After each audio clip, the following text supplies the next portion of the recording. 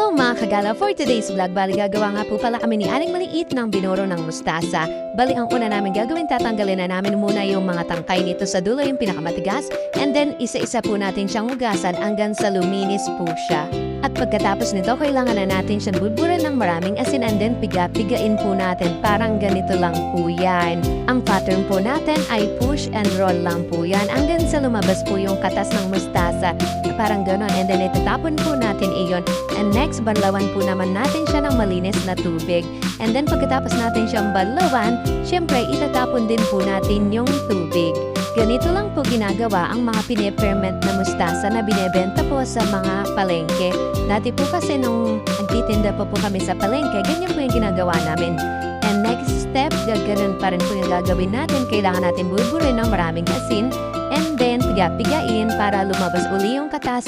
Tapos, itatapon natin yung pinagpigaan. And then, babanlawan po uli natin ng malinis na tubig. Alam niyo guys, expert po ako sa paggawa ng ganyan. Dahil ilang dekada po kami nagtinda sa palengke ni nanay.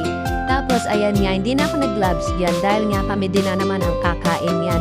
And then, 2 kilos po yung binili ko. At ilalagay ko po siya dun sa binili kong 2 liters na lalagyan. Siyempre, katulad sa mga nasa OFW na namimiss yung mga ganitong pagkain, ganito lang po yung paggawa niyan. Bali, 3 beses mo lang siya aasinan, tapos 3 beses mo siyang pipigain, at 3 beses mo rin siyang babanlawan. And then yung last po, bali ilalagay na po niyan natin sa container, kaya in-strainer ko na po siya dyan. So ayan na nga po, ito na nga po yung 2 liters na binili kong lalagyan, ita-transfer ko na po siya dyan.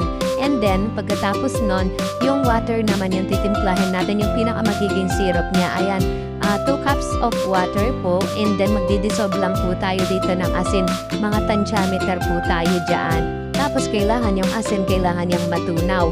At pag natunaw na siyang ganyan, okay na yan, pwede na natin dyan i-transfer. Kailangan nakalubog yan. At tapos takpan na natin at pwede na natin i-stock. Pagkatapos ng 3 araw o 4 na araw, pwede na po natin yung kainin. Banlawan po natin bago natin gawing sausawan o lutuin. Thank you for watching mga kagala. Bye-bye!